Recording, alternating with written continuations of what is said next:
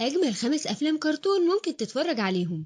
قبل ما نبدأ اعمل اشتراك في القناة ولايك للفيديو، ما تنساش تشيره مع أصحابك. أول فيلم معانا وهو مافكا. بيبدأ فيلمنا بغابة مسحورة موجود فيها نبأ الحياة، بتفيد البشر وبتديهم جمال وصحة وكل حاجة حلوة لو استخدموها. والظاهر ان البشر ومخلوقات الغابة دي عايشين مع بعض في سلام. وفجأة بيظهر بشري بيتوسل حارس الغابة انه يديله علاج لبنته علشان بتموت، وطبعا الحارس وافق وساعده. بس للأسف البشري ده الغدر في دمه، وبيرجع للغابة دي ومعاه جيش كبير عايز يستولى على الغابة باللي فيها، وطبعا من ضمنها نبأ الحياة. بس للأسف الحارس مش هيعرف يحارب ده لوحده، فبيتواصل مع أرواح الغابة علشان تساعده، وبيحرق كل الموجودين. وبعد ما مخلوقات الغابة بتفوق بيقرروا يحطوا قانون لحمايتهم، وهو ان البشريين ما يخطوش عتبة بيتنا يا كبير. وبعد سنين كتير بنشوف الجنية القمر مافكا وهي بتصحى في الربيع وبتصحي مخلوقات الغابة، وبيبان عليها انها محبوبة جدا من كل المخلوقات حتى انا كمان. وفجأة بتلاقي مافكا حيوان مفترس ابنه وقع في فخ من فخاخ البشر زمان وقت الحرب، فبتروح علشان تساعده. وبتلاقي المافكا ان الحارس عامل اجتماع مهم لكل مخلوقات الغابة، وبنيجي لقرية البشر وبيكون عندهم عرض موسيقي، وبنشوف هنا بطلنا لوكاس وهو بيعزف، وبتظهر عربية بيكون فيها بنت اسمها كلينا ووشها استغفر الله عليه غضب ربنا. المهم بتوزع ورق على الناس كلها وبتقول ان دي وظيفة بمرتب خزعبلي. فلوكاس بياخد الورقة وبيمشي ومش بيلحق حتى يقراها، لان في ولد جه وقال له الحق الحق عمك عيان وشكله كده بيودع. فبتكمل كلينا بعد ما لوكاس ما بيمشي وبتقول لسكان القرية انها الوريثة الوحيدة وانها بنت الراجل الوحيد اللي قدر يروح الغابة، وبتعرض عليهم الشغل واللي هو عبارة عن انهم يروحوا الغابة علشان يجيبوا لها ورق شجر من شجرة معينة. بس طبعا كله بيشوفها انها مجنونة ومحدش عايز يروح الغابة الشؤم دي، وتغور هي وفلوسها. فبتروح كلينا وهي متعصبة وبتقول للمساعد بتاعها انه لازم يساعدها في الموضوع ده. المهم لوكاس وصل لبيت عمه اللي باين عليه التعب، وبيدور على الفلوس اللي محوشها علشان يجيب لعمه علاج ويخف. فلما بيكسر تحويشة عمره بيلاقيهم ملاليم حرفيا، فبيفتكر ورقة الشغل اللي اتوزعت عليهم وبيقرر يروح لكلينا علشان ينقذ عمه. ولما بيوصل لكلينا بتقوله هي عاوزة منه ايه، وبتقوله هبعت معاك مساعديني للغابة، وبتديله خريطة وبتقوله لما تلاقي مكان الشجرة دي علم عليها في الخريطة يا قمر. ويا عيني لوكاس مش قدامه اي حل تاني، الواد عايز ينقذ عمه هيعمل ايه يعني. وبنرجع تاني لاجتماع الغابة، وهنا الحارس بيبلغهم ان هو كبر وعجز ومبقاش قادر يحمي الغابة دي، وانه استدعى الارواح علشان يختاروا حارس جديد، وبالليل هيعرفوا الارواح اختارت مين علشان تديله قوتها. وهنا بنشوف حوريات البحر، وفي واحدة منهم اسمها مبينا وكانت بتتريق وبتقول ان اكيد الارواح مش هتختار مافكا لانهم عايزين حد قوي، لكن مافكا دي هبلة وطيبة واللي في قلبها على لسانها ومش هتعرف تحكم اي حاجة. المهم بيوصل لوكاس للغابة مع الاخين الحلوين علي وحسين، فواحد منهم عايز يصطاد من قطيع الجاموس وهما بياكلوا، بس بيمنعوا لوكاس، فالرصاصة بتيجي في الهواء والقطيع كله بيترعب. فبتسمع مافكا الصوت وبتحس بخوف القطيع، بس بتقدر مافكا انها تتحكم في رئيس القطيع وبتخليهم كلهم يبعدوا عن المنحدر وبتنقذهم. وبتعرف منهم ان في بشر في الغابة، فبتقرر ان هي تروح بنفسها علشان تطردهم. ولما بتوصل بتلاقي لوكاس قاعد بيعزف، وايوه حلوة قوي البصة دي. فلما بيبص وراه بيلاقيها هي والكائن الغريب اللي معاها، فالواد يا عيني بيقطع الخلف، فبيجري وبيتخبط وبيغمى عليه. وبيظهر كائن تاني من مخلوقات الغابة وبيقول لها انه هيقبض على البشري وانه هينده باقي الجنيات علشان تنقذ الموقف. وفجأة بيلاقي الموقف جنبه، فبتهديه مافكا وبتقوله ان هو شكله لطيف، فبياخدوه معاهم علشان يفهموا منه سبب دخوله عندهم. ولما بيفوق بيقول لهم انه انقذ الجاموس وكل اللي هو عايزه انه بس يلاقي شجرة معينة وياخد الفلوس وينقذ بيها عمه. واول ما بيشوف شكل مافكا بيتنح وبيقول سبحان الخلاق ايه القمر ده. فالقمر قالت له لو على كده انا ممكن اديك الحاجة اللي هتنقذ عمك من غير ما ياخد الشجرة. فبيتعرفوا على بعض، بس هاش صاحب مافكا بيبقى مش طايقه، بس مافكا بتقول له عيب كده، فين اكرام الضيف، وانها لازم تحمي اي كائن في الغابة، ولوكاس دلوقتي في الغابة فالحدق يفهم بقى. فبتاخد مافكا لوكاس في جولة في الغابة وبيكون مبهور بيها جدا وبكل الطبيعة اللي فيها. وفجأة حارس الغابة بيطب عليهم، فبيستخبى لوكاس وبيلبسه هاش صاحب مافكا شجر كتير، وبيقول ان هو قريبه من بعيد، ابن عم بنت خالة صاحب امي كده. فبيرحب بيه الحارس جدا وبيقول لهم يلا الحفلة قربت تبدأ. ونرجع لمساعدين كلينا اللي سرحوا مع الغابة، وهناك بتهاجمهم حوريات البحر وبيسحروهم، فبيترعبوا وبيقولوا ان الجري الجدعانة كلها. ولما بيوصلوا لكلينا بتبهدلهم وبتقول لهم انهم فشلة، فبيشاور واحد منهم على وش كلينا، فبتروح اوضتها وبتلاقي ان وشها بدأ يظهر عليه تجاعيد، فبتحط اخر نقطة من الازازة اللي معاها علشان ترجع شباب تاني. ومن هنا نفهم انها عايزة ورق شجرة نبع الحياة علشان تفضل شباب على طول. المهم بتبدأ الحفلة في الغابة وبنشوف كل الكائنات وهما متجمعين، وبينده الحارس على ارواح الغابة، فبيختاروا مافكا انها تكون الحارسة الجديدة. جديده، وبتظهر الحيزبونه انتيانا وهي بتقول ده ظلم، مافكا ما ينفعش تبقى حارسه، دي كريسبي من بره وهشه من جوه، ازاي بس ده يحصل؟ فبيدافع عنها لوكاس، فبتقرب منه كده وبتقول له ريحتك كده زي البشر، بس هاش بينقذ الموقف تاني وبيقول لها ان هو داس على بشر كتير قوي وهو جاي، فبتشيل الهدوم اللي لوكاس لابسها وكله بيعرف انه بشري، فمافكا بتعمل نفسها قال يعني متفاجئه، فبتخليه يختفي ويبعد بعيد، وبيفضل يجري من الكائنات اللي بتطارده لحد ما بتقرر مافكا انها تساعده، وبتخليه يركب على حيوانها وبتديه مافكا ورقه شجر علشان عمه يخف، وبعد ما بيمشي بتكتشف مافكا انه نسي الناي بتاعه وبتبقى عايزه ترجعه له تاني، بس بتلاقيه مكسور فبتصلحه وبترجعه احلى من الاول. وبالمناسبه ما تنسوش تعملوا لايك وسبسكرايب وتفعلوا الجرس عشان يوصلكوا كل جديد.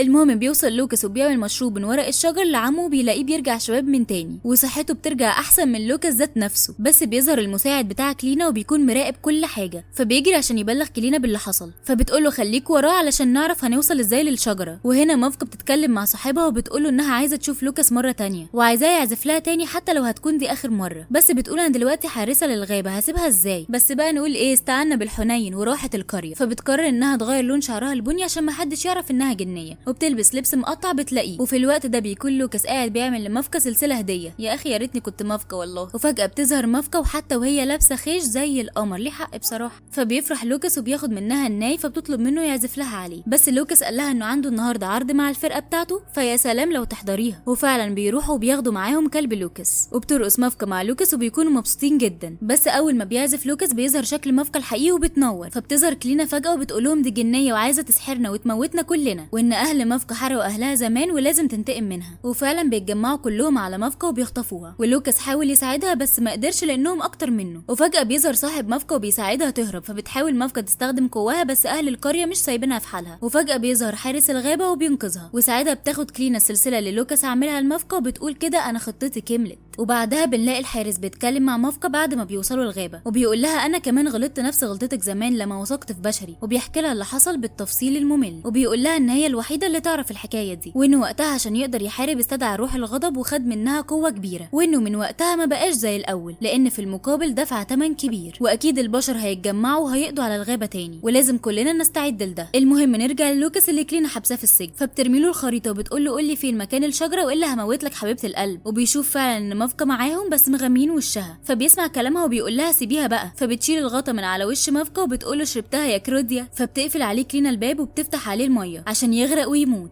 وبتروح تجمع كل البشر اللي في القريه وبتقول لهم انهم كمان خطفوا لوكاس، فبيروح عم لوكاس معاهم، وفعلا بيتجمعوا كلهم وبيكون معاهم آلة عملاقه علشان تدمر الغابه، وبيوصلوا الغابه وبيفضلوا يقطعوا في الاشجار، ولما مافكا بتشوف ده بتستخدم قوتها السحريه علشان توقفهم، وفعلا نجحت في انها تعطل الآلة، لكن كلينا بتنزل لها وبتقول لها انت اتخدعتي من لوكاس وقدر يمثل عليكي انه بيحبك، وان هي اللي طلبت منه يدخل الغابه علشان يعرف مكان الشجره ونجح في ده، وقال عليك انك سهله قوي تتخدعي بسذاجتك دي، وطبعا ده خلى مافكا اضعف من الاول وما قدرتش عليهم، وبتلاقي ان البشر سيطروا على الغابه كلها وهيهزموهم، فقررت مافكا انها تستدعي الارواح علشان تاخد قوه الغضب وتنقذ الغابه، والحارس بيفضل ينده عليها وبيقولها لا كده انت هتضيعي نفسك، بس هي مش بتسمع له، وبتظهر روح الغضب وبتقول لها انها هتديها قوه خارقه بس هتدفعي الثمن يا حلوه، والثمن انك هتضيعي في عالم اللاشيء، فمش بيهمها وبتوافق، فبتحول شكلها وبتتغير وبتبقى عباره عن اعصار من النار وبتدمر كل اللي في الغابه من بشر وكائنات الغابه. المهم نرجع للوكاس اللي عمال ينده على اي حد علشان ينقذه من الغرق لحد ما بيوصلوا كلبه وبيقوله دور على حد يساعدني، فبيجري الكلب للغابه وبيلاقي صاحب مافكا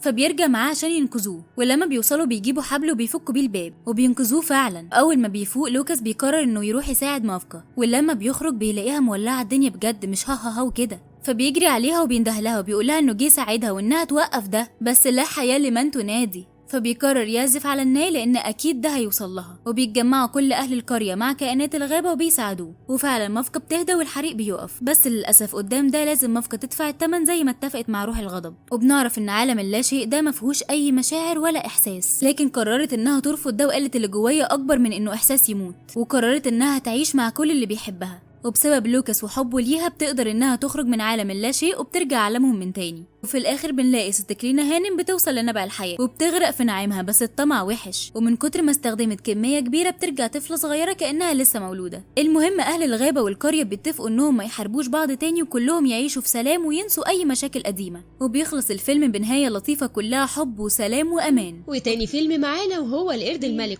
الفيلم بيبدأ بوجود مانك جوه صخرة سحرية، وأول ما بدأ يبص حواليه بيكتشف قدرته على خروج أشعة ضوئية من عينه، فكان بيحاول يستخدمها على أي مكان حواليه. وده في نفس الوقت اللي كان الإمبراطور جاد عامل اجتماع للوزراء بتوعه عشان يقول لهم إن هيعمل عزومة أجمد من اللي عملها الأسبوع اللي فات. بس قبل ما يبدأ في ترتيبتها كانت أشعة مانك وصلت للإمبراطورية بتاعته، فتعصب وقال لهم إزاي مفيش سيطرة على القرد ده. فالوزير قال له ده تلاقيه متحمس شوية، فقال له مش مسموح ولازم نخلص عليه. بس قطعوا الامبراطور الاكبر اللي ظهر له هو بس وقال له حيلك حيلك، ده مش اي قرد وحياته مهمة جدا فسيبه ياكل عيش. ففاق جاد وقال لهم ايه اوحش حاجة هيعملها يعني، وعشان يشوشر الموضوع قال لهم انا عايز كيكة شبهي وتكون 3 متر، وبيسيب الاجتماع. وبعد كده مانك وهو في طريقه بيشوف ام بتحضن ابنها وبيحس انه عايز حد يحضنه، فبيضرب ابنها وبيحضنها. فالام بتتضايق وبتبعده عنها وهو مش فاهم سبب مضايقتها، اللي هو فيها ايه يعني، انا ضربت ابنك يعني عشان اخد حضني، في ايه؟ المهم بعدها بيروح معدي على قرد بيعلم تلاميذه وبيروح برضه يحضنهم. فالقرد بيقول لهم هو ده بقى شرح النهارده، ان الحاجه لو بتاعتك هتجيلك من غير ما تجري وراها. وعشان يثبت لهم صدق كلامه طلع على نخل جوز هند وحاول يجيب واحده بس معرفش، قام مانك ضربها برجله ووقع كل جوز الهند على الارض. فالقرد قال له انت مش هتخلي الحكم اللي بقولها في الهوا، انت حيالله قرد يعني، فاسمع كلامي ولما تروح الجنه ان شاء الله بعمل اللي انت عايزه. والكلام ده طبعا كان محل اعتراض مانك، وبدأ يعمل شوشرة في المكان هو والتلاميذ. فظهر كائن غريب اسمه بلاك من بين النهر وخطف طفل منهم. ولما هرب الباقي عشان يرجعوا لعيلتهم القرد اتهموا ان السبب في كل ده وانه عمره ما هيبقى واحد منهم. فاخد مانك شويه جوز هند ورجع عند الصخره السحريه، وبدا يحاول يتدرب على حتف جوز الهند عشان لما بلاك يظهر تاني يخوفه بيه وما يخطفش حد. وكمان لما كبر شويه عمل عيله لنفسه من جوز الهند لانه كان وحيد ومرفوض في وسط الجزيره.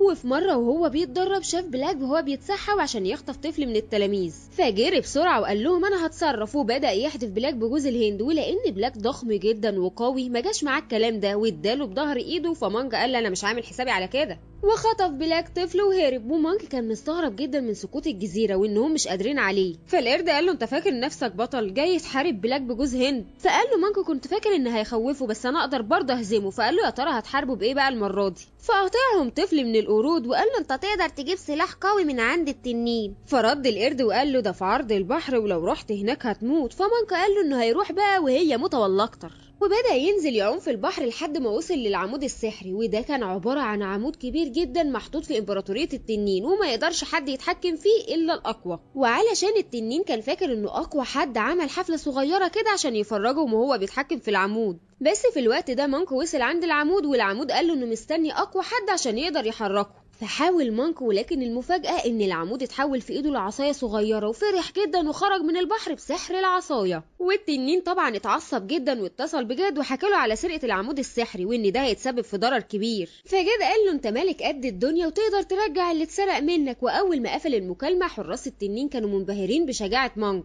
وحارس منهم قال له ان ده فعلا اقوى حد موجود فبلعه. وراح قايل لبقيه الحراس لو عايزين تقولوا ارائكم انا ممكن ابلعكم وتقولوها عادي. فمحدش فيهم اتكلم. وبيروح مانك لقمه الجبل وهو معاه العصايه اللي بتخليه يطير بسحرها ويعدي بين النهر. فبينزل عند المكان اللي عايش فيه بلاك وبيلاقي القرد الصغير متعلق في قفص، فبيركن عصايته وبيقول لها تتفرج عليه عشان تتعلم منه. ولما كان بيحاول يفك قفل القفص عصايته فضلت تنادي عليه عشان بلاك جاي عليهم ورمت سحرها وفكت القفل. ووقتها بيهجم بلاك على مانك وبيحاول يأذيه، لكن خلاص بقى مانك معاه عصايته السحرية اللي يقدر يقف بيها قدام أي حد ويتغلب على بلاك ورجع القرد الصغير لأهله. وقرود الجزيرة كانوا مبسوطين بقوة مانك وخلوه ملك الجزيرة. بس القرد اللي كان بيعلم التلاميذ قال لهم ده بيضحك عليكم وعايزكم تحبوه، بس ده انت قرد مش سالك.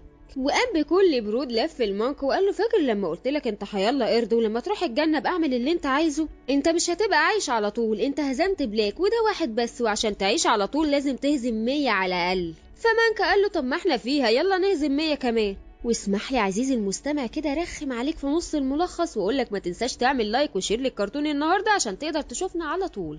المهم بعدها بنشوف مانك بعد كذا سنة لما بيكون غلب 99 بلاك وفاضل له واحد بس، فقام يدخل بيت في قرية صغيرة وحكى لهم على انتصاراته وانه فاضل له بلاك واحد ويعيش على طول. فقالوا له ايوه يعني انت مين برضه ما قلتش. فدخلت بنوتة جميلة اسمها لين واكدت على كلامه وقالت لهم على قوته. فاصحاب البيت عملوا اجتماع سري على الضيق كده وقالوا هو غلب بلاك غلب وكده كده مش خسرانين حاجة، ووعدوه لو هزم 100 هيعرفوا اهل القرية اللي حصل، وقالوا له تقدر تحارب هنا براحتك عادي، البيت بيتك. وبيطلع فعلا مانك من البيت وبيضرب طفلة صغيرة، واللي بعد كده بنكتشف ان عندها قوة شريرة من بلاك وبتتحدى انه يعرف يهزمها بعصاية. فبيقول لها انا ممكن اقعد والعصاية تحاربك لوحدها، انا ماسكها بس لزوم الشو. وعلشان قوتها كانت عبارة عن نار ففي اجزاء كتير من القرية اتحرقت، والناس كانت بتحاول تطفي كل الحرايق دي. والبنت اللي كانت بتحارب مانك كان نفسها العصاية تبقى ملكها، فقال لها لو عرفتي تمسكيها وتعدي لحد 10 خديها. واثناء ما هي بتعد كان بعتها في حفرة في الارض وبكده يبقى غلب ال100 بلاك.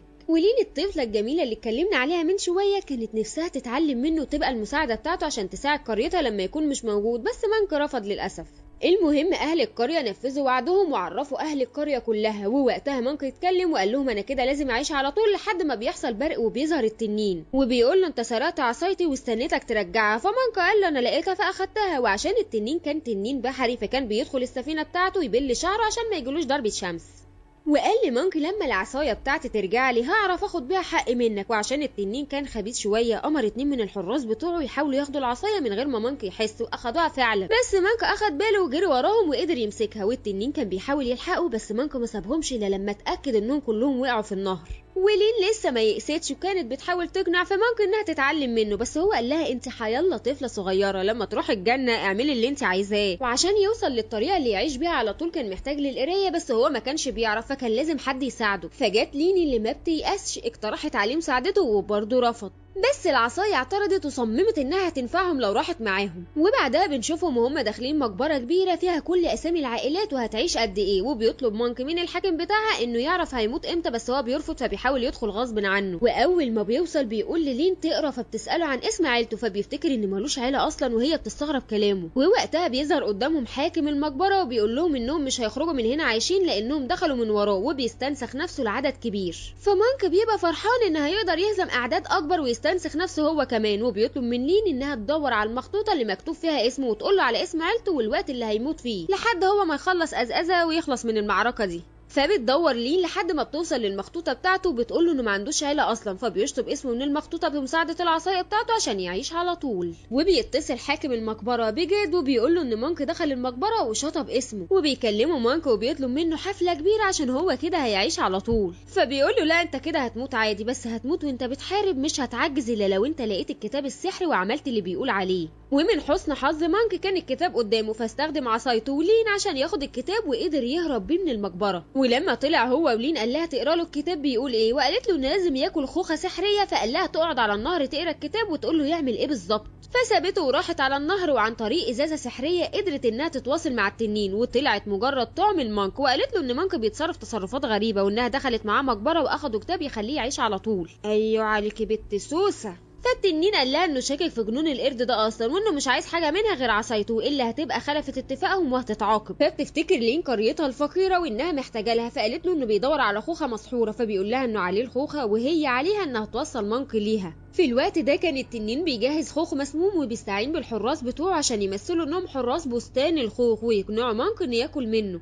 ولما كانوا بيوجهوا النور على الشجره المسمومه الحارس غلط ووجهها على الشجره السليمه. ولما وصل مانك ولين للبستان الحرس رحبوا بيهم واقنعوه ياكل من الشجره المنوره، وطبعا بعد ما اكل ما حسش باي حاجه. فواحد من الحراس اكل من الشجره التانيه وكانت هي المسمومه، فبدا يدوخ ونام على طول. فالحارس التاني قال له ان ده مفعول السحر وانه لازم ياكل منها. فمانك ما صدقهوش وقال له كل انت الاول. وبعد ما قعدوا يتعازموا على بعض شويه لين عرضت عليهم ياكلوا هما الاتنين ووافقوا. ولما اكلوا بداوا يدوخوا ويقولوا كلام مش مفهوم، فظهر التنين من ورا الاشجار عشان ياخد العصايه. فقام مانك وقال له انا بشبه عليك وعشان كده لازم تاكل معانا، وخلاه هو كمان ياكل ويدوخ. ولين خلاص كانت بدات تحس انها شغاله مع شويه خصوصا بعد ما التنين نط في النهر وحاولت تحرك العصايه من ايد مانك لكنه ما كانش بيسيبها حتى وهو نايم. ولما صحي مانك قال لها انا كده هعيش على طول، فقالت له لسه، فقال لها انه بدا يشك في ان ده اخوه حقيقي، فخافت انه يكشف الحقيقه، فقالت له انه هيفضل طول الوقت اناني ووحيد، وده اللي كان بيخاف مانك منه طول الوقت. فدخلت عصايه مانك وقالت لهم على غلاف الكتاب، ولما لين بدات تقرا الكتاب قالت له انه لو اخد من ماده اكسير الخلود اللي في المختبر هيقدر يعيش على طول. وراحوا بسرعه عشان يدوروا على الماده دي، وراحوا على المختبر على عصايته السحريه، وكان عايز يجرب كل المواد، فحاولت لين انها تمنعه بس هو مصمم، وجرب ماده رجعته طفل تاني ورجع يجري زي ما كان، وحاول المره دي انه يحضن لين لكنها حضنته وما رفضتش. واول ما مسكت العصايه عشان تمشي بيها كان اخد من نفس الماده تاني ورجع كبير تاني، ووقتها فقدت لين الامل انها تنقذ قريتها. وفجاه بيسمعوا صوت صاحبه المختبر وهي بتقول لهم انهم خاينين عشان حاولوا يسرقوها، وانها هتندمهم على ده، وبتقفل كل ابواب المختبر. فبيأمر مانك لين انها تهتم بالمواد اللي هتخليه يعيش على طول، وانه هيقدر يهزم صاحبة المختبر ده. وبتجري لين تحضر طبق وبتطلب منه كل المواد اللي محتاجها، واول ما بتخلص بتحدفها له عشان يشربها، لكن صاحبة المختبر بتقدر تحطم الطبق بقوتها، وبتقدر برضه تضرب مانك ضربة قوية تبعده عن المكان تماما. وبتقول لين انها ممكن تنتقم منها دلوقتي عشان ساعدته، لكن هي هتسيبها تاخد العصاية وتمشي. فاول ما بتطلع لين من المختبر بتكتشف ان قوة الضربة رجعت مانك تاني، وبتحاول صاحبة المختبر انها تتخلص منه بقوتها واللي كانت عبارة عن أشعة، فبيحاول يطلب المساعدة من لين، فبترجع تديله العصاية، وبيكون بسبب قوة صاحبة المختبر عنده قدرة دلوقتي انه يعيش على طول وحجمه زاد. فصاحبة المختبر قالت له انت فاكر ان اوحش حاجة ممكن تحصل للواحد انه يموت؟ في حاجات اوحش بكتير. وقتها انانية مانك بانت اكتر، وقال لها انه مستعد يحارب العالم كله ويعيش هو بس. وعلشان لين كانت بتخاف عليه رغم انها عايزة تسرقه، وقعت نفسها من المختبر عشان ينقذها ويبعد عن صاحبة المختبر. المهم بينزلوا في حته فيها ميه، وبتقول له لين انت انقذتني وكمان جيت هنا عشاني، لانه دايما بيقولوا ان ما بيحبش ينقذ حد. وقالت له انت تقدر تستخدم قوتك في انك تساعد الناس. فقال لها لا مش هساعد حد وهفضل اكسب دايما. فقالت له انها عندها اختبار حلو، ولما سالها عليه قالت له انه ينزل النهر ويكتم نفسه قد ما يقدر. فقال لها انه بقى عايش على طول ومهما عمل مش هيموت، فيقدر يقعد سنين تحت. ونزل فعلا وكتم نفسه وقتها، وهي اخدت العصايه وسلمتها لحراس التنين. ولما طلع مانك اعترفت له بانها خذلته وانها كانت عايزه تساعد قريتها، فتواصل مع التنين، واكتشفت لين ان التنين خلف وعده معاها وهيقضي على قريتها كلها. فطلبت لين من مانك تساعده عشان يرجع عصايته، فقال لها لا، وانه يقدر يرجعها بقوته الحقيقيه اللي اخطر من العصايه بكتير. وفي الوقت ده كان بيستعد التنين للتخلص من عالم البشر كله، واللي كان واقف ما بينهم مانك عشان يطالبوا يرجع عصايته. فالتنين قال له انه هيقضي عليه هو كمان عشان خلاص زهق منه. فمانك قال له انا عايش على طول فتقدر تعمل اللي انت عايزه. فلين قالت للتنين انها عارفه نقطه ضعفه، وان نقطه ضعفه هي البرق، فبسرعه وجه عليه اشعه برق، وده طبعا كان كامل للتنين لان البرق بيخلي مانك اقوى. وبعد ما وقع مانك في الميه من قوه الضربه شاف عصايته واخدها، وطلع من الميه وهو بيستعد لاقوى انتقام ممكن يعمله، وقضى تماما على التنين. ولين في الوقت ده كانت بتحاول توقفه عشان ما يحسش بالانانيه اكتر، بس هو كان حاسس انه اقوى حد في العالم. وجه جاد قال له انه زودها جدا وانه هيحاربه بالطريقه اللي يستاهلها، بس برضه ما قدرش على مانك واتهزم هو واللي معاه. وطبعا الامبراطور الكبير كان لازم يتدخل في كل ده، ووقتها كل الناس شافته وكان هينتقم بنفسه من مانك. لكن لين كان بتطلب منه ما يعملش كده لانه انسان كويس، بس هو ما عرفش يدافع عن نفسه بالطريقه السليمه، وقال لا تقدري ترجعي عن اللي بيعمله. فتقمصت شخصيه الامبراطور وطلبت من مانك انه يخرج من ايده، في حين انه لو خرج هيحكم العالم، ولو ما خرجش هيتسجن شويه يتعاقب فيهم. فشاف ان الموضوع سهل فطار بسرعه كبيره جدا، الا انه اكتشف انه ما خرجش من ايده. ونفذ الامبراطور حكمه وحبسه في وسط الصخور عشان يقدر يكون متواضع تاني وقوته ما تخليهوش. وبكده يكون فيلمنا بيخلص بعد ما بنشوف لين قدرت تكون شجاعة وقدرت تغير حياة قريتها للأحسن، وممكن بسبب انه كان لسه في شوية تمرد الامبراطور حكم عليه ب500 سنة بس. وبعدها طلب منه يطلع يحارب مين تاني البشر، بس المرة دي هو عارف هو بيعمل ايه وحدوده فين. وتالت فيلم معانا وهو مدينة العناصر. بيبدأ فيلمنا بأنور وشعلة، ودول 2 متجوزين من عنصر النار، بيروحوا مدينة اسمها مدينة العناصر، واللي واضح فيها ان العنصر السائد هناك هو عنصر المية، وكل العناصر اللي هناك بتخاف من عنصر النار. وفضل أنور وشعلة يحاولوا مع أصحاب العقارات، لكن للأسف محدش قابلهم يعينوا أمهم عشان خايفين يحرقوا المكان، لحد ما لقوا مكان مهجور. قرر أنور إن يبنيه من أول وجديد مع شعلة مراته وبنته جمرة اللي لسه مولودة. ومع الأيام جمرة بتكبر ووالدها بيعلمها كل يوم حاجة جديدة عن قيمتهم في المدينة، وبيبني محل بيسميه محل النار. وبيوعدها انه في يوم من الايام المحل ده هيكون بتاعها. ومع الوقت المحل بتاعهم بيتعرف وبيكون ده المحل الوحيد لعناصر النار في المدينة. وهي مع الوقت بتثبت انها مطيعة طول الوقت وبتقول لكل زبون ان المحل ده في يوم من الايام هيكون بتاعها. وكانت مليانة حماس وهي صغيرة من ناحية المحل لحد ما كبرت وقال لها جربي انك تبيعي، وهي اتحمست جدا. فزبوننا المرة دي عيل غيتت بيقول لها انا هاخد واحدة والتانية ببلاش. طب قشطة، هاخد اللي ببلاش. فجمرة فضلت تفهم فيه وهو ولا هنا ومصمم على رأيه اللي طبعا ملوش أي لازمة. وفضلت جمرة تتمالك لهبها بس ما قدرتش ووصلت لمرحلة إنها انفجرت من العصبية. فجه باباها وأنقذ الموقف وقال لها تهدى، وأحيانا الزباين بتبقى سخيفة فبعد كده تاخد نفس وترجع تتواصل عادي. وعدت سنين وهي بتحاول تمسك لهبها مع الزباين المستفزة، ولسه برضه باباها بينقذ المواقف اللي زي دي. وفجأة أنور تعب وما قدرش يكمل الشغل، فرهنته جمرة إنها توصل كل الطلبات أسرع منه. ودخلت فجأة على مامتها شعلة اللي بتقرا الطالع وبتعرف هل الكابل دول متوافقين ولا لأ. فلمت جمرة حاجتها بسرعة ومشيت عشان تخلص من كلام مامتها اللي زي كلام كل الأمهات نفسها تفرح بيها وتشوفها بتحب. وبتجري جمرة وبتوصل الطلبات لحد بالليل، بترجع بتلاقي الناس كلها مشيت ووالدها نام. وقال لها أنور بكرة أنا هاخد أجازة عشان تعبان، ولو اليوم عدى بسلام وقتها هتأكد إنك بقيتي قدها. وبدأت جمرة يومها اللي كان زحمة جدا فبتكتم لهبها وبتجري عشان ما تنفجرش قدام الزباين، فانفجرت في المخزن وفجأة الماسورة بتنفجر وبتتغرق مية. وفجأة بتلاقي واحد من عناصر المية واسمه وادي عمال يعيط على صورتها مع عيلتها، وواضح جدا إنه شخص عيوطة من الدرجة الأولى. اداها مخالفة عشان هو مفتش عمومي والماسورة دي مخالفة للشروط وكده ممكن يقفلوا المكان كله. فجمرة بتتعصب وبتبقى عايزة تحرق الورق اللي معاه، فبيجري وبيبقى عايز يوصل لمجلس المدينة وجمرة بتجري وراه لكن بتفشل وما لحقتش الباب قبل ما يتقفل. ففضلت تتكلم مع نفسها وبتقول انا هعمل ايه دلوقتي لو بابا عرف ان انا السبب، ده هيبقى نهار طين. فوادي بيسمعها وبيزعل عليها فقال لها خلاص تعالي نروح للقاضي قبل ما يبعت الورق. فلما وصلوا هناك وادي فضل يقول للقاضي رجع لها الورق، دي غلبانه دي بتجري على اكل عيشها وامور شحاته كده. فبتتعصب جمره ان بيحكي عن حياتها الخاصه واللي هو يخرب بيت البرايفسي يا اخي.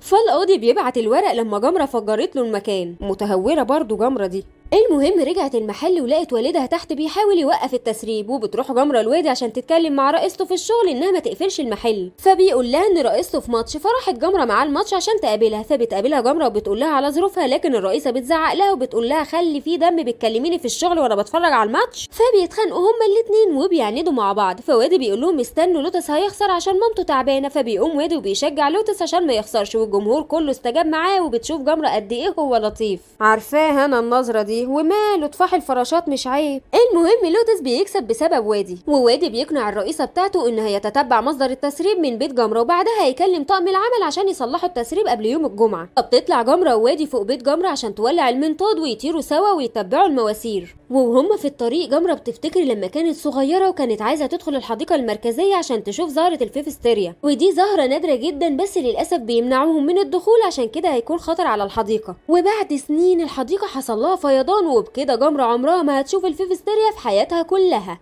واخيرا بيوصلوا للمصدر وبيلاقوا الابواب مكسوره فعلا، واول ما مركبه بتعدي المنطقه كلها بتتغرق ميه، وبيجروا بسرعه بعيد عن الفيضان. لكن اول ما بيعرفوا ان الفيضان ده هيروح لمدينه النار جري الجمر عشان تتصرف، واستخدموا اكياس الرمل عشان تسد الحفره. فبيقول لها وادي ان الاكياس دي هتستحمل فتره صغيره لحد ما يلاقي طاقم العمل عشان يصلحوها. وبعد ما بيخلصوا تصليحها بيقول لها وادي بقول لك ايه، ما نفسكيش كده تخرجي مع شاب مائي يا قمر انت؟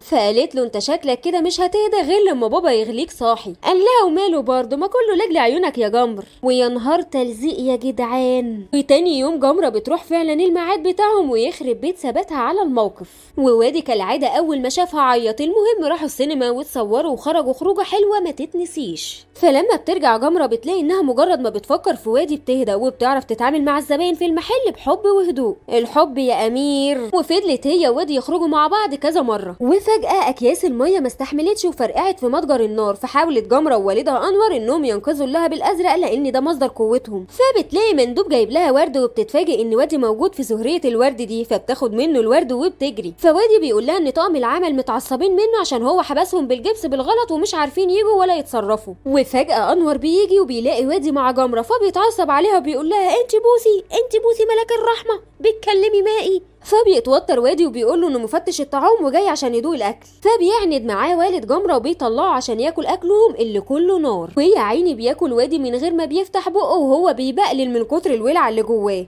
فبيقول له على فكرة طعمه هيبقى تحفة يا عم لو خففناه بحبة مية حتى بص. فبيتعصب انور وبيشوف انه كده بيلمح ان المائيين عايزين يقضوا عليهم. فانور بيطرد وادي ومنعه من دخوله المحل للابد. فبتخرج وراه جمرة وبتقول له انها مش عارفة تعمل ايه وان كل ده بسببها. وفجأة بيلاقي وادي انها بتحول الرمل لازاز، فقال لها تعالي نقفل السد بالازاز ده، وقال لها انه هيسأل الرئيسة بتاعته ده هيستحمل ولا لا، وبيقول لها انه فخور بيها. وتاني يوم شعلة مامة جمرة بتروح وراه عشان قلقانة على المحل، وبتتفاجئ ان جمرة بتوعد واحد بس مش عارفة هو مين. فوادي بيعرض على جمرة انها تطلع وتتعرف على عيلته، وفي نفس الوقت يستنوا رد الرئيسة بتاعته. وبتحاول مامتها تدخل وراها الفندق بس الحارس بيمنعها، وبتقعد جمرة مع عيلة وادي وكل واحد بيتكلم عن موهبته. وفجأة الابريق بتاع مامة وادي بيتكسر، فساعتها جمرة صلحته ورجعته احلى من الاول كمان. وبعدها وادي بيقترح انهم يلعبوا لعبة العياط بعد العشاء، حتى في لعبهم بيعيطوا بيفكروني بواحدة كده.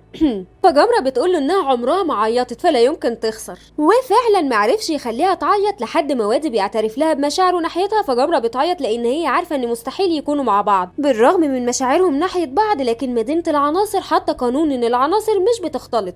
وبعدها بيجي لهم مكالمة من الرئيسة ومبسوطة قوي من اللي جمرة عملته. وبعدها مامة وادي بتقول لها انها كلمت صاحبتها في مصنع الازاز وعايزة جمرة معاها كمتدربة يعني، لكن جمرة مشيت وهي متعصبة. فوادي بيستغرب، فقالت له انها حست بالاحباط وانها تخذل والدها لو ما مسكتش المحل. وقالت له مش مهم اللي انا عايزاه، المهم ان اضحي بحلمي عشان ابويا، وقال يعني البت شمعة تحترق من اجل الاخرين. وهنا مامتها بتشوفها وبتتفاجئ انها بتقابل الشاب المائي. فجمرة بتقول لها ده مجرد صديق. قالت لها انا شايفه الطالع وشامه ريحتك كلها حب. فبتاخدهم معاها البيت عشان تشوف التوافق، لكن وادي مش بيقدر يولع الماسه بنفسه، فبيقف قدام جمرة وبيعمل كانه عدسه مكبره وبيولع الماسه بشعاع منه عن طريق جمرة، فالدخان بيبين انهم متوافقين. فبيدخل انور وبيجري وادي ومش بتلحق شعلة تقول النتيجه وانهم متوافقين. فبيقول لهم انور انه متحمس وانه هيقعد بعد يومين من الشغل وان جمرة هي اللي هتدير المحل. وبيوريهم اليافطه الجديده واللي اسمها متجر نار جمرة. وبيقول لهم ان لما هو وشعلة مشوا من مدينه النار ادى لوالده القوس الكبير، وده بيكون عباره عن درجه عاليه من الاحترام، لكن للاسف والده ما رجعلوش الاحترام لانه موافقش عليه وكان ضد قراره. لكن بيقول انور انه بالرغم من انه خسر عيلته الا انه متاكد انه اختار الاختيار الصح، وهيعلن عن اليافطه الجديده في الافتتاح الكبير. فبتزعل جمرة لما بتسمع المعاناه اللي عانوها اهلها عشان يوصلوا لهنا، فما كانتش عايزه تاذي مشاعرهم. فبتقطع علاقتها مع وادي. فوادي قال لها عايز بس اوريكي حاجه. فبيوديها للحديقه المركزيه ورئيسته في الشغل بتكون مستنياهم هناك. فقال لها انه هيخليها تشوف الفيفستيريا، وبيعملوا لها فقاعه عشان تدخل جواها تحت الميه وتشوفها فعلا. وساعتها بتشوف جمرة الزهور وهي بتفتح وبتكون طايره من الفرحه. فبيجروا بسرعه عشان الفقاعه قربت تفرقع، واخيرا بيلحقوا ويخرجوا. فبيقترح عليهم وادي انهم يلمسوا بعض، فبترفض جمرة وبتقول له لا ده ممنوع.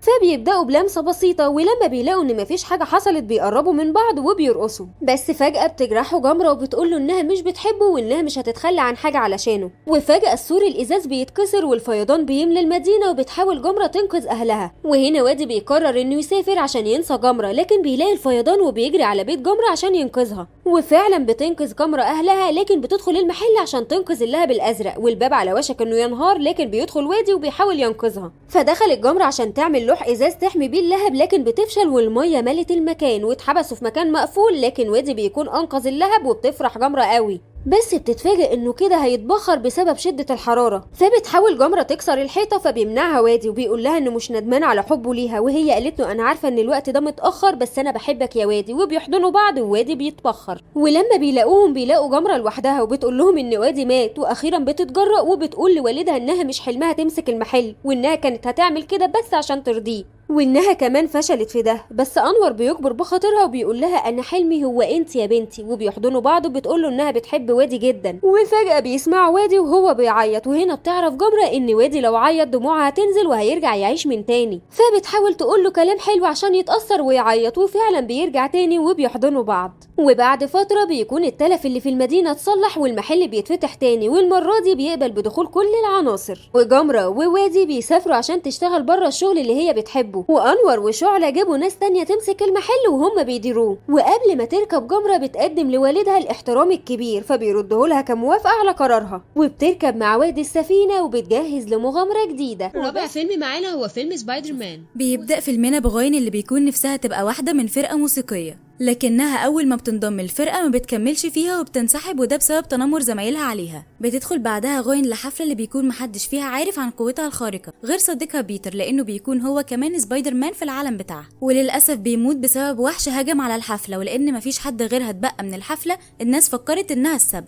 وبنشوف باباها سام نقيب الشرطة في المدينة قال إنه هيقدر يوصل للبنت اللي عاملة فيها سبايدر وومن دي ويديها جزاها. في الوقت ده بتروح غاين البيت، وسام بيكون زعلان علشان صديقها اللي مات، وبيطمنها انه في اقرب وقت هيلاقي السبايدر وومن دي ويحاسبها، لكنه بيستغرب جدا من دفاع غاين عنها وبيعتبر ان ده زعل منها وبيحضنها. لكن بتقاطعهم الاخبار ان في وحش دخل متحف الفن ولازم الشرطه تكون مستعده لده، فبيجري سام علشان يلحق وبيسيبها. وطبعا اول ما بينزل بتستعد السبايدر وومن علشان تحمي المدينه، وبتوصل للمتحف وبتربط كل الموجودين في العربيات بخيوطها علشان محدش يكشف شكلها الحقيقي، حتى باباها. هو باباها وكل حاجه، بس معلش بقى يا عمو الشغل شغل. بتدخل غاين لفلوتشر وبتعرف انه من عصر النهضه وجه هنا بسبب خلل في الاكوان، فبتعرفوا يلا انت حته ورقه، يلا جت العالم بتاعهم بالغلط ومفيش داعي للقلق اللي انت عامله في المتحف ده. بس فلوتشر بيهجم عليها وبيبقى خلاص على وشك ان هو يخلص عليها، لكن بيظهر ميجيل وده سبايدر مان جاي من كون تاني وبيحاول يهزمه لوحده، لكن بسبب الاسلحه اللي مع فلوتشر بيطلب مساعده جيسي واللي كانت سوبر وومن برضه. فهنا بتستخدم غاين خيوطها كلها علشان تتخلص من فلوتشر، وده خلاها تنجح في التخلص منه، بس وقعها في ورطه تانية، والورطه دي انها مش هتعرف تخرج من المكان. المهم بيدخل سام بيبلغها تسلم نفسها، لكن بتفهمه انها معهاش اي خيوط تاني وكده كده مش هتعرف تهرب المره دي. وعشان سام وجه لها تهمه قتل بيتر اضطرت تقلع القناع، وسام طبعا اتصدم. فغاين حكت له وقالت له ان هي قتلت بيتر بالغلط وانها بتساعد الناس زيها زيه، بس هو رفض كل اللي هي قالته ده وقال لها ان هو هيسجنها عشان القانون، ومعلش بقى يا بنتي الشغل شغل. فبيدخل ميجيل وبيمنع سام انه يتحرك، وبيعرض عليها تيجي فريقهم في كون موازي، وبتوافق غاين. بنروح هنا لزمن تاني في بروكلين، بيكون فيه اهل مارلز بيتناقشوا مع مديرة المدرسة بتاعته بسبب غياباته الكتير، وبيتأخر مارلز عليهم، وده بسبب سبوت اللي بيكون وحش جديد بقدرة جديدة، وهي عبارة عن فتحات كتير بيقدر يتحكم فيها بيحاول يسرق بيها مكنة البنك. فبيظهر مارلز بلبس سبايدر مان وبيضربه، وطبعا ما كانش يقدر يخلص عليه بسبب قدرة سبوت الجديدة، بس قدر يربطه ويلحق يروح لمديرة المدرسة، وبيقول لهم انه عايز يروح الكلية البعيدة عشان يدرس الفيزياء ويفهم اكتر في الاكوان الموازية لان ده حلمه. وفي الوقت ده بيجي بلاغ للوي والد مارلز اللي بيكون برضه شرطي، فبيستأذن مارلز بسرعة بحجة انه يلحق الحصص، وبيستأذن كمان باباه علشان يلحق ينقذ الموقف. ويا دوبك بيلحق مارلز يغير هدومه وبيروح علشان يهزم سبوت، بس بيدخل باباه وبيحاول يسيطر على سبوت، بس سبوت بيبقى مستعد يأذيه، وده بيخلي مارلز خايف وعايز يحميه. وهنا بيبان كره سبوت لمارلز، لان العنكبوت المشع اللي قرص مارلز كان المفروض يقرص سبوت، وكان هيبقى شكله مش وحش كده، على الاقل كان هيبقى شكله سبايدر مان عادي. وبعد ما خلص سبوت كلامه بيحاول ينتقم من مارلز، فبيفتح حفرة كبيرة علشان يحبسهم فيها، بس عشان هو اتكعبل ووقع فيها، وبيتخلص وقتها مارلز من سبوت.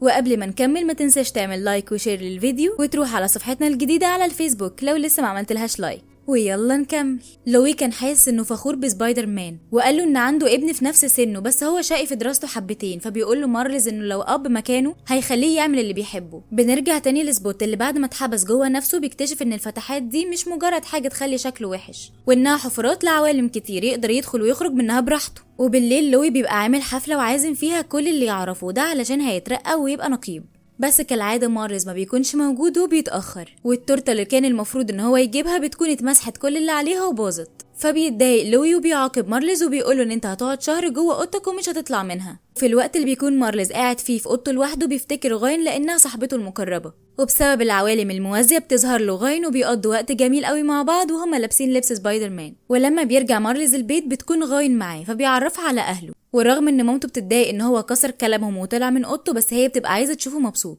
فاول ما بيجي انذار لغاين انها لازم ترجع لفرقتها بتمشي، فمامته بتقترح عليه ان هو يروح وراها، واول ما يرجع يبقى يكمل فتره عقابه اللي باباه فرضها عليه. وهنا بينفذ مارلز نصيحه مامته وبيقدر ان هو يختفي بلبس سبايدر مان ويدخل مع غاين في العالم بتاعها، وبتلاقي غاين سبوت وهو بيحاول يزود القوه بتاعته علشان يتخلص من مارلز. وطبعا بسبب كل اللي بيحصل ده الكون كده هيبقى في خطر، وبتروح غوين للهند بعد ما بتجري بالزمن، وبتلاقي سبوت وهو بيحاول يخرب المدينة وبتحاول تهزمه، بس بسبب القوة اللي بقى فيها ما بتقدرش تهزمه لوحدها، وبتكتشف ان مارلس جه وراها علشان يهزمه، لكن برضه ما بيقدروش عليه. فبيظهر لهم باف وده نسخة سبايدر مان الهندية، وبيحاولوا يموتوه هما التلاتة، لكن سبوت بيقدر ان هو يهرب منهم وبيختفي. وفي الوقت ده بيكون في الكيماكس علشان عنده طاقة اكبر، ولما بيوصلوا له هما التلاتة بيلاقوه مخترع آلة بتسحب الطاقة اللي موجودة حواليه وما بيقدروش يكسروها. وبمجرد ما سبوت بيشغل الآلة بيظهر هوبي اللي برضه بيكون نسخة من سبايدر مان، وبيقرر سبوت ان هو يفجر المكان بالآلة دي، وفعلا بيفجر المكان وبيهربوا كلهم علشان ينقذوا الناس. لكن بيلاقي مارلس شرطي وبنت في خطر، ورغم ان غاين حاولت تمنعه بس هو صمم ان هو هيقدر ينقذهم من ضرر سبوت،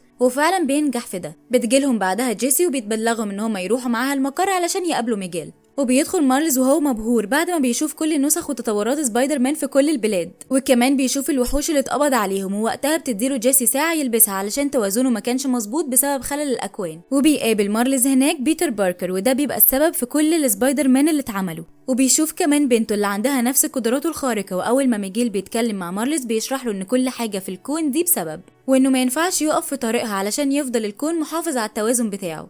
ووراله البنت والشرطي اللي انقذهم، وعرفوا ان الشرطي كان لازم يموت بس بسبب انقاذه ليه هيحصل خلل. وبيعرفوا كمان ان سبوت هيخلص على لوي لما يترقى، فما ينفعش المره دي يتدخل وينقذه لان كده وقتها الكون هيبقى في خطر فعلا. فمارلس بيحس بالحزن وما بيوافقش، فبيقول لميجيل انه هيعمل اي حاجه عشان ينقذ باباه، بس ميجيل بيقوله ان دي كده انانيه علشان هيختار حياه باباه قدام حياه ناس كتير قوي ممكن تتاذي، وبيحبسه في قفص علشان ما يقدرش يخرج منه. بس مارلز مؤمن بحقيقة سبايدر وومن، وانه مش بس يقدر ينقذ باباه، هو كمان يقدر ينقذ الناس من انها تتأذي. فبيستخدم قوة امتصاص الطاقة وبيكسر القفص علشان يهرب، وبيخرج فعلا مارلز من المكان، لكن ميجيل بيجري وراه هو وغوين. وبعد ما غوين كانت عايزة ان هي تنقذه سابته علشان ما تبقاش السبب في ان ميجيل يقبض عليه، بس بيقدر ميجيل برضو ان هو يوصله. بيقوله انت يالا حيالله غلطه في عالم سبايدر مان، وان بسبب ان العنكبوت قرصه هو بيتر مات في العالم بتاعه، وانه لسه صغير على حوار سبايدر مان ده. فبيمتص مارلس طاقه ميجيل وبيجري يرجع للمقر علشان يختفي ويرجع لباباه، بس بيلحقوا ميجيل وغاين، وبيطلب ميجيل من نسخ سبايدر مان انهم يقبضوا على مارلز. ميجيل كان فاكر ان غاين السبب في ان مارلز ما يتقبضش عليه، وقال لها ان هو زهق من كل تصرفاتها الغلط دي، وان هي كده تسببت في موت بيتر، فبيرجعها بيتها والعالم بتاعها تاني. واول ما بترجع غاين للبيت سام بيطمن عليها وبيقول لها انه مش هيعرف يبطل يحبها لانها بنته، فبتعرفه انها ما قتلتش بيتر لانه كان صاحبها الوحيد قبل مارلز. فبيديها باباها ساعه سابها لها هوبي، وبتسيبه علشان تروح لكون تاني وتنقذ مارلز. في الوقت ده بيكون مارلز وصل بيته وبيستخبى من مامته علشان ما تعرفش ان هو سبايدر مان الحقيقي، بس بيقع بلسانه قدامها وبيحكي لها على كل حاجه، وهي طبعا بتفكر ان ده كده الحس الكوميدي بتاعه بقى عالي، وبتقول له العب بس كده الهدوم دي ونام علشان عندك يا حبيبي مدرسه الصبح. بس بيتفاجئ مارلز بعمه اللي المفروض ان هو مات داخل عليه، وبيحضنه رغم ان هو مش فاهم هو ازاي بقى موجود تاني، وبيطلب عمه انه يروح وراه، وبيطلعوا فوق السطوح وبيتفاجئ بصوره كبيره لباباه على الحيطه، وبيكتشف انه مات، وبيكتشف كمان ان هو رجع في زمن غلط ما فيهوش حاجه اسمها سبايدر مان اصلا، وده اللي خلى مامته تتريق عليه. وبعد كده بيظهر جسم غريب من وراه وبيخليه يفقد وعيه، وبنرجع لغاين اللي برضه بتكون رجعت في زمن غلط، وكمان رجعت في بيت مارلز مع مامته وباباه، واتهمها لوي بانها السبب في كل اللي حصل لمارلز. وبعد ما بيفوق مارلز بيلاقي نفسه في قفص وعمه بيكون واقف، فبيقوله عارف ان هو من الوحوش اللي بتحارب سبايدر مان، بس لازم يسيبه ويمشي علشان ينقذ باباه، وبعده لو عايز يقتله مفيش اي مشكله. بس بيفاجئوا عمه بمارلز تاني اللي بيكون كبر في الزمن ده، واللي مش فارق معاه اصلا باباه يعيش ولا لا. فبتيجي لمارلز فكره امتصاص الطاقه، ولان مارلز لسه في خطر ما كانش حد بيفكر فيه غير غوين، وقدرت غوين بالساعه بتاعه هوبي تروح لبيتر القديم وتطلب منه المساعده علشان ينقذ مارلز من شر عمه. ومش كده وبس، دي كمان بتقدر تعمل فريق فيه نسخ كتير من سبايدر مان في كل الازمنه اللي بيكونوا مؤمنين بمارلز وبيحبوه. وخامس فيلم معانا وهو ليو. بيبدأ فيلمنا بشوية من الطلاب اللي بيبقوا مبسوطين عشان هيخلصوا السنة دي ومش هيبقوا صغيرين خلاص، وبيكون في الفصل معاهم ليو وسكوارتر اللي بقالهم سنين في المدرسة وعدى عليهم طلاب أشكال وألوان، فبيتريقوا عليهم عشان فرحانين إنهم هيبقوا كبار وهم ما يعرفوش اللي فيها. ولما بيكونوا في حصتهم مع مدرستهم سالي ناس بتعرفهم إن المدرسة عاملة رحلة ملاهي لأشطر فصل، وعشان كمان دي آخر سنة ليهم فيها فيشدوا حيلهم بقى عشان يكسبوها. وفي نص اليوم بيعمل مدير المدرسة اجتماع لأولياء الامور عشان يبلغهم ان ساليناس هتاخد اجازه طويله شويه لانها في الشهور الاخيره، فبيتضايقوا جدا لان ده حصل قبل كده وجات لهم مدرسه ما بيحبوهاش، وبسبب ده مستوى الطلاب في الدراسه بقى تحت الصفر. بس المدير بيطمنهم وبيقول لهم مستحيل اجيب لهم مدرسه اي كلام، وبيبدا الاهالي يعرفوا عيالهم ان مس بتحصل لناس مش دايما ليهم، فبيحسوا بزعل عشان مدرستهم القديمه وبيفكروا في مدرستهم الجديده عامله ازاي عشان ينتقموا منها. واثناء الاجتماع بيقول واحد من اولياء الامور ان السحليه بتعيش سنين كتير وممكن توصل ل 75 سنه. فبيسمع ليو الكلام ده وبيسال سكويرتر عن عمره دلوقتي لانه مواليد 49. فبيقول له سكوير انه ما بيفهمش غير في العلوم وانه في الحساب مش قد كده، فممكن يسال حد من سنه تانية. وليو بيكون مصمم يعرف هو عنده كام سنه، وبيستنى لما بيتجمعوا كلهم في ملعب المدرسه وبيسال حيوان في سنه تانية عن سنه. وبيعرف ليو ان دلوقتي عنده 74 سنه، يعني كده فاضل له سنه واحده ويكون في الباي باي. فبيتصدم ليو عشان مش عارف هو هيعمل ايه ولا ايه في السنه دي، ووقتها بيرجعوا الاطفال لفصولهم تاني. وفي الوقت ده بتدخل لهم مالكن مدرستهم الجديده وبتلبس عليهم الوش وبتعرفهم انها ما بتحبش جو الاطفال بتاع الاحضان والطبطبه ده، وكمان ما بتحبش حد يتكلم ولا حد يتنفس اصلا. كل اللي يقدروا يعملوه انهم ياخدوا حيوان من الحيوانات بتاع الفصل كل اسبوع بالدور عشان يحسوا بالمسؤوليه ويبقى غصب عنهم مش باختيارهم. وبنبدا بسمر وبيكون سكوارتر خايف يطلع بره الفصل عشان اللي كان بيحصل فيهم من الطلبه القديمه،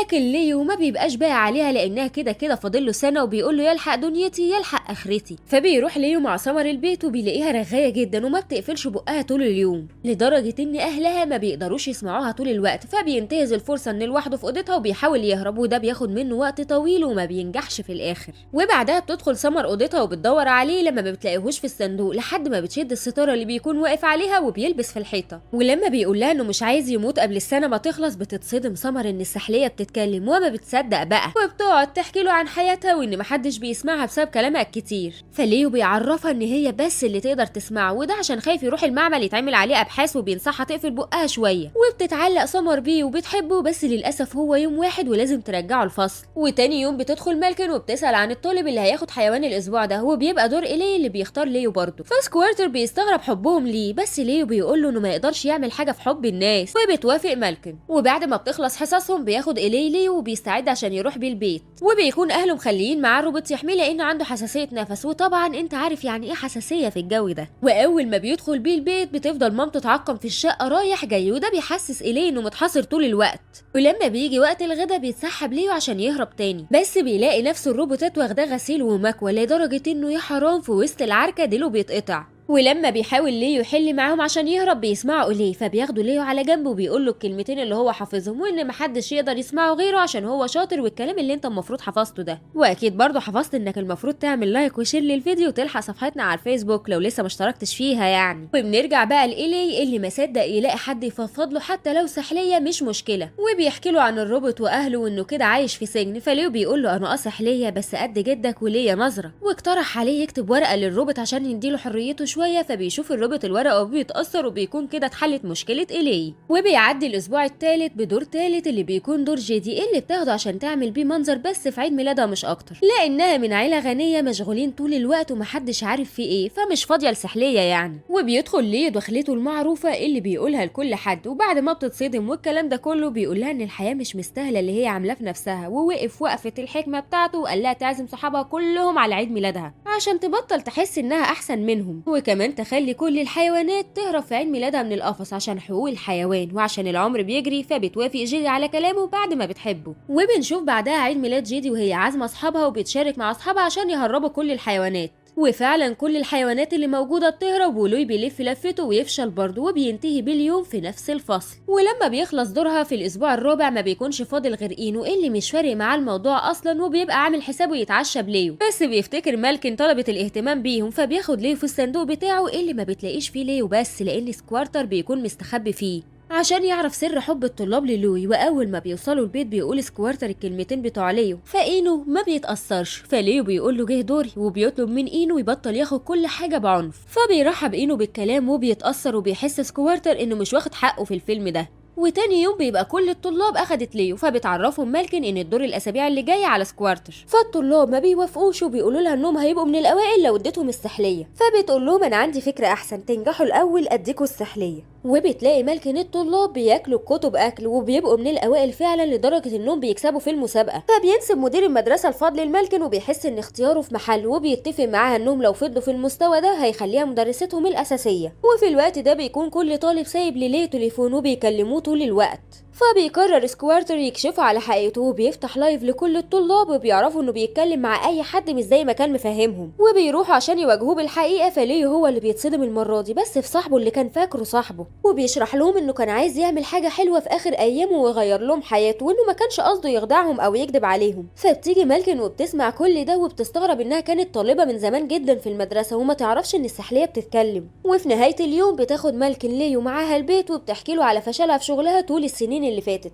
فبتصعب عليه وبيقول لها ان لو الفصل ده بقى الاول السنه دي هتقدري تشتغلي شغل ثابت. وبتقرر مالكن انها تحاول في ده فعلا وبتخلي ليو في جيبها عشان يحضر حفله المدرسه مع الطلاب. وبعدها بنشوف الحفله اللي بيبقى فيها اولياء الامور والمدير مبهورين بالطلاب في المسابقات.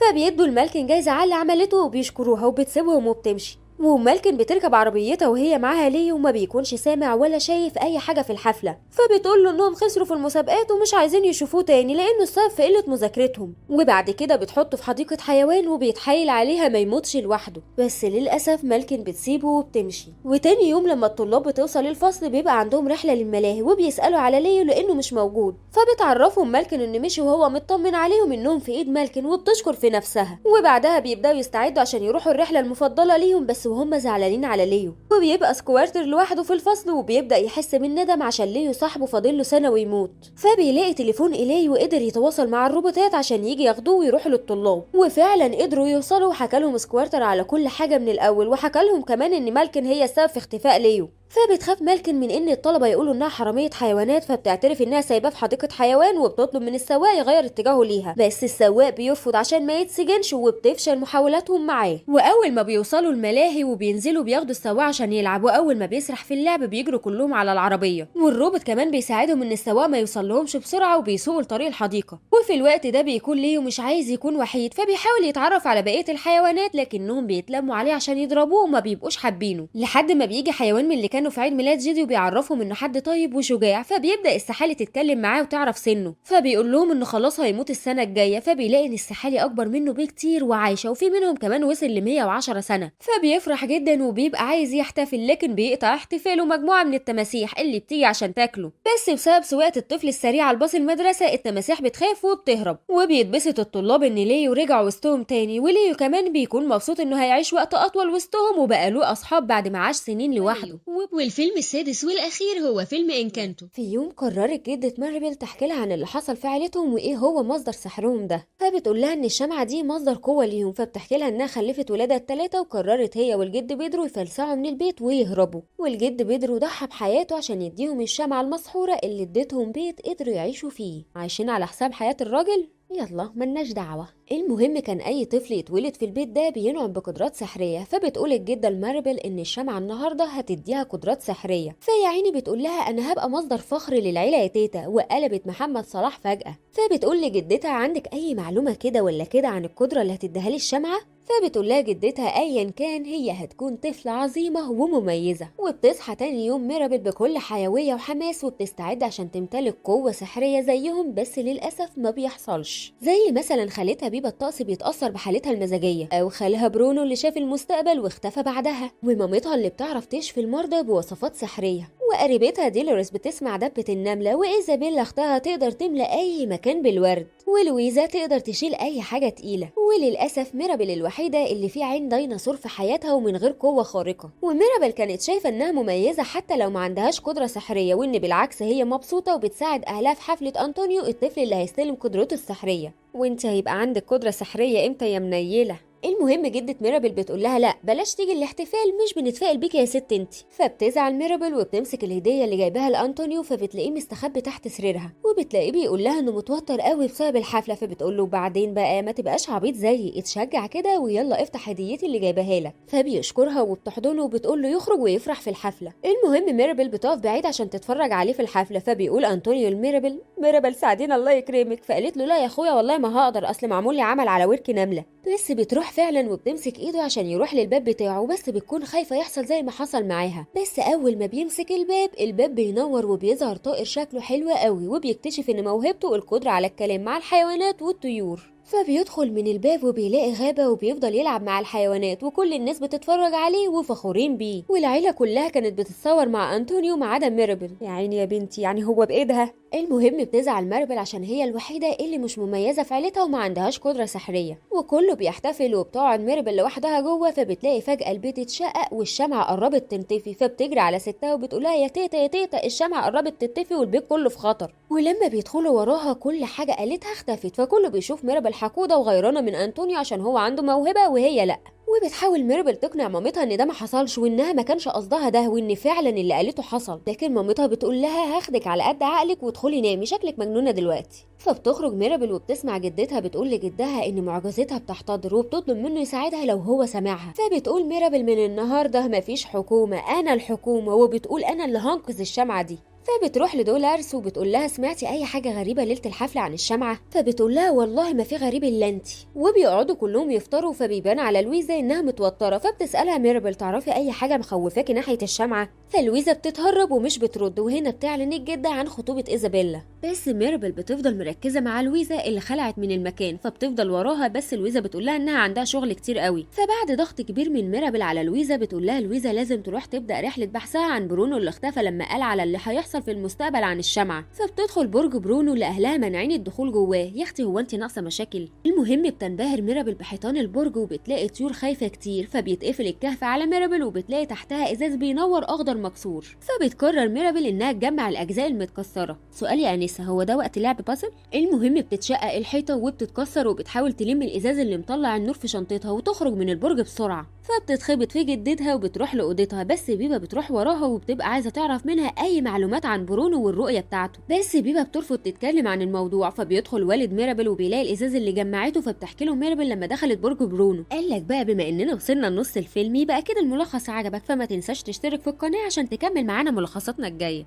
المهم فضل الاب مندهش ومبلم، فبيقول لها اوعي تقولي لاي حد اي حاجه تخص اي حد او اي حاجه يعادل بيه، وكمان النهارده العشاء معمول على حس عريس ايزابيلا. فبتسمعهم دولارس، وطول العشاء بتبقى ميرابل بتراقب دولارس ودولارس بتراقب ميرابل، وحاجه في قمه التوتر. فبيحصل اللي مرعوبه منه ميرابل، ودولارس بتكشف السر، فبيتهز البيت وبيتشقق. وقالت دولارس الفتانة ان ميرابل السبب عشان كانت بتدعبس ورا برونو. فكله بيزعل والمعازيم بتمشي، وبتظهر فيران صغيره وبتخطف الازاز اللي بينور من ميرابل، بس بتجري وراهم ومش بتسيبهم. فبتوصل لنفق ضيق وبتلاقي هناك شخص غريب لحد ما بتكتشف ان ده برونو نفسه. فبيقول لها انه ساب البرج بتاعه وقعد في النفق الضلمه ده عشان قدرته السحريه ما كانتش بتساعد العيله، فقرر انه يعيش لوحده، بس لسه لحد دلوقتي بيحبهم. وبيحكي لها عن الرؤيه اللي شافها يوم حفلتها لما ما خدتش موهبه، وطلبت منه الجده يشوف المستقبل لانها كانت قلقانه. ووقتها شاف برونو ان السحر بتاعهم في خطر والبيت بينهار، وانه شاف ميرابل بس ما كانش فاهم الرؤيه اللي بتتغير كل شويه، وان المستقبل مش واضح ومش عارف ايه اللي هيحصل، وان مصير السحر مرتبط بميرابل، بس ايه اللغز محدش يعرف. فبتقول له والنبي يا خالو اخرج وشوف المستقبل، احنا بننهار، خلي عندك دم،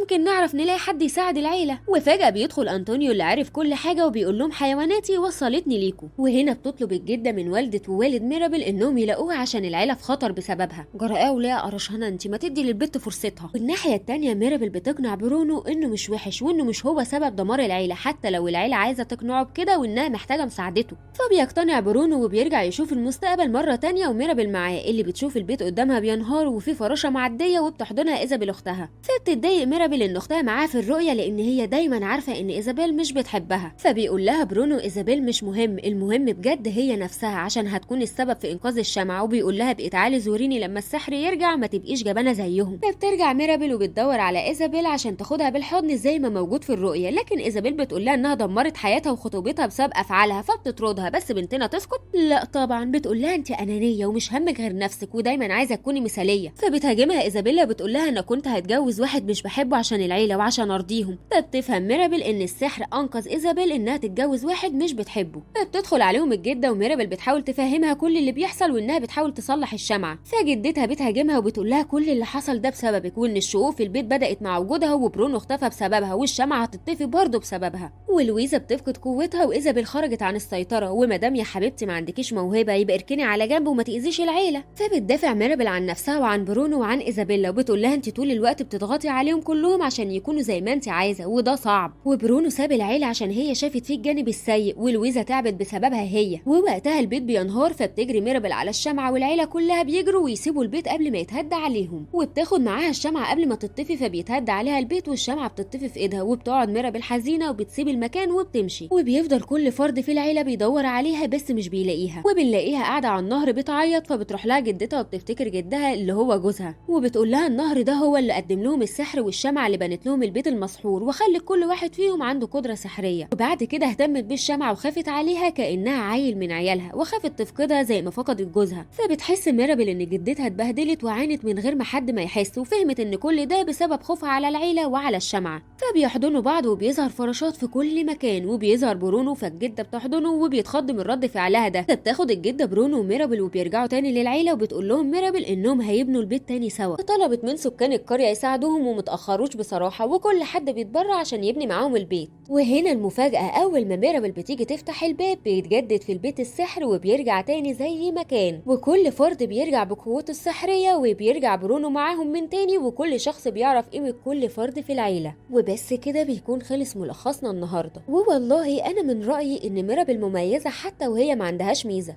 فكره انك تكون مش عندك ميزه وسط الناس اللي عندهم ميزه بس بتحاول، دي ميزه لوحدها عن غيرك. هستنى اعرف رايكم في التعليقات عن اكتر فيلم حبيتوه، وكمان هستنى اعرف لو في افلام اتفرجت عليها وحابب ترشحها لنا هنا في القناه. وما تنسوش اللايك والسبسكرايب للقناه، وما تنسوش صفحتنا على الفيسبوك.